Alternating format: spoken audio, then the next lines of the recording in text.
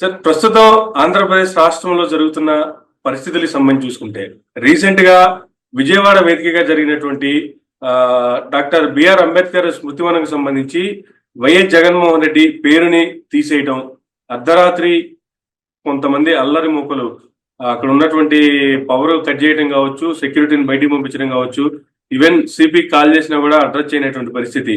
కూతవేడి దూరంలో DCP office ఉంది, కూతవేడి దూరంలో గవర్నర్ గారి బంగ్లా ఉంది. అయినప్పటికీ కూడా స్పందించినటువంటి పరిస్థితి. వైఎస్ఆర్సీపీ నేతలు కొంతమంది వచ్చేటప్పటికి వాళ్ళందరూ చూసి పారిపోయినటువంటి పరిస్థితి. ఏం సార్, అసలు ఈ పరిస్థితిని ఎలా చూడాలి? ఇటువంటి ఈ రకమైనటువంటి పరిస్థితి సంబంధించి ఏం చెప్తారు సార్?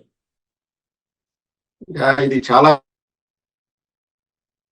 వాళ్ళు అనుకుంటున్నారు ఇట్లా పేర్లు తొలగించడం వల్లనో ఇటువంటి అఘాయిత్యాలకు పాల్పడితే ప్రజల మనసులో నుంచి జగన్మోహన్ రెడ్డి గారి పేరుని చెరిపేయవచ్చన్న ఒక కుట్రతో, ఆ కుట్రలో భాగంగా వాళ్ళు ఇట్లా చేస్తారు. కానీ వాళ్ళు ఒకటి అర్థం చేసుకోవాలి, చరిత్ర అన్నదాన్ని ఎవ్వరూ చింపేయలేరు, చెరిపేయలేరు. అది అంటే ఆ స్మృతివనం అనేది నిర్మించింది, మొదలుపెట్టింది, కొబ్బరికాయ కొట్టింది, భూమి పూజ చేసింది జగన్మోహన్ రెడ్డి గారి హయాంలో, పూర్తి చేసింది జగన్మోహన్ రెడ్డి గారి హయాంలో, ఓపెన్ చేసింది జగన్మోహన్ రెడ్డి గారు. ఇంకా దాన్ని ఎన్ని విధాలుగా వీళ్ళు మసిపూసి మారేడుగాయ చేసి ఇది జగన్మోహన్ రెడ్డి గారు చేయలేదు, చంద్రబాబు నాయుడు గారు చేశారని కలరింగ్ ఇవ్వాలని ట్రై చేసినా అది జరిగే పని కాదు. ఇక్కడ ఒక ఆసక్తికరమైన విషయం మీతో చెప్పాలి అమర్. కాటసాని రాంభూపాల్ రెడ్డి గారు సీనియర్ మోస్ట్ పొలిటీషియన్ వారు. 6 సార్లు 7 సార్లు ఎమ్మెల్యే గెలిచారు వారు, if I'm not wrong. And రాయలసీమలో ఇప్పుడు సమకాలీన రాజకీయ నాయకుల్లో వారు చూసినంత ఫ్యాక్షన్ ఎవరు చూడలేదు. వారి నోట నుంచి చాలా ఆసక్తికరమైన మాటలు వచ్చాయి. అసలు కాటసాని రాంభూపాల్ రెడ్డి గారు ఏమన్నారంటే, ఇంతకు ముందు ఎలా ఉండేదంటే సంస్కృతి గాని, గెలిచిన వాళ్ళు సంతోషంలో ఉండేవాళ్ళు, ఓడిన వాళ్ళు బాధతోనో, మేము ఓడిపోయాని కక్షతోనో, అసూయతోనో, లేకపోతే ఇంకొక విధంగా అప్సెట్ అయ్యి వాళ్ళు దాడులు చేయడం మనం చూసాం. అది సంస్కృతి. ఇప్పుడు 40 ఏళ్ళ నుంచి 50 ఏళ్ళ నుంచి రాజకీయాలు పుట్టినప్పటి నుంచి 80 దశకాల నుంచి గొడవలన్నీ స్టార్ట్ అయ్యే ఫ్యాక్షన్ అంతా అలా ఉన్నది. ఇప్పుడు ఎప్పుడూ లేని విధంగా ఆంధ్రప్రదేశ్ రాష్ట్ర రాజకీయ చరిత్రలో ఎప్పుడూ లేని విధంగా గెలిచిన వాళ్ళు దాడులు చేయడము, గెలిచిన వాళ్ళు మర్డర్లు చేయడము, గెలిచిన వాళ్ళు మానభంగాలు చేయడము, అంటే ప్రజల్ని భయభ్రాంతులకు గురి చేయడం అన్నది చాలా దురదృష్టకరం అని చెప్పేసి చక్కగా చెప్పారు పెద్ద ఆయన. ఎందుకంటే one of the most senior most రాజకీయాల్లో గానీ, ఇట్లా ఫ్యాక్షనిజం చూసిన వాళ్ళలో గానీ ఆయన మించిన వాళ్ళు ఉండరు నాకు తెలిసి. అంటే రాజశేఖర రెడ్డి గారికి ఆల్మోస్ట్ సమకాలీకులు వారు. అసలు వారు ఆశ్చర్యపోతున్నారు, అధికారంలోకి వచ్చి ప్రజలు మీకు అధికారం ఇచ్చిన దేనికి, మంచి పనులు చేయండిరా, ప్రజలకు ఏదైనా ఉపయోగపడే పనులు చేయండిరా అంటే ఇట్లా విగ్రహాలు ధ్వంసం చేయడము, లేకపోతే లైట్లు ఆపేసి, అసలు అంబేద్కర్ గారి స్మృతివనంలోకి ఇటువంటి అరాచక శక్తులు ఎంటర్ అయినాయంటేనే పరిపాలన ఎంత అధ్వానంగా ఉందో మనం అర్థం చేసుకోవాలి.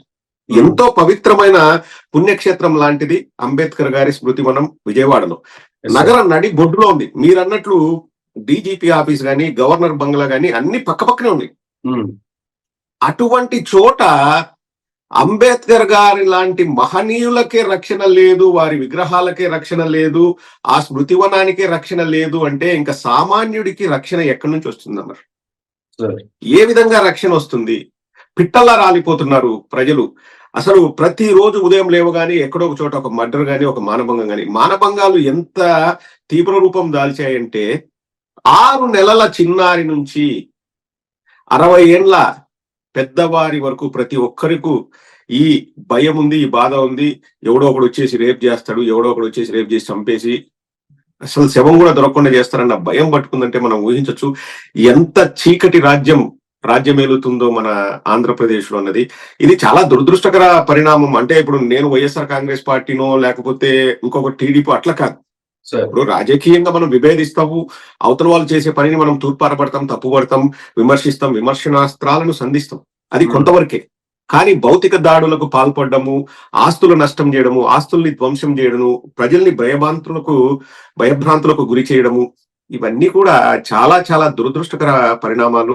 అండ్ ఎంతవరకు వాళ్ళు వెళ్ళారంటే ఒక సామాన్యుడి దగ్గర నుంచి, ఒక చిన్నపిల్ల దగ్గర నుంచి ఒక మహనీయుడి వరకు వారు ఎవరిని వదిలిపెట్టలేదు.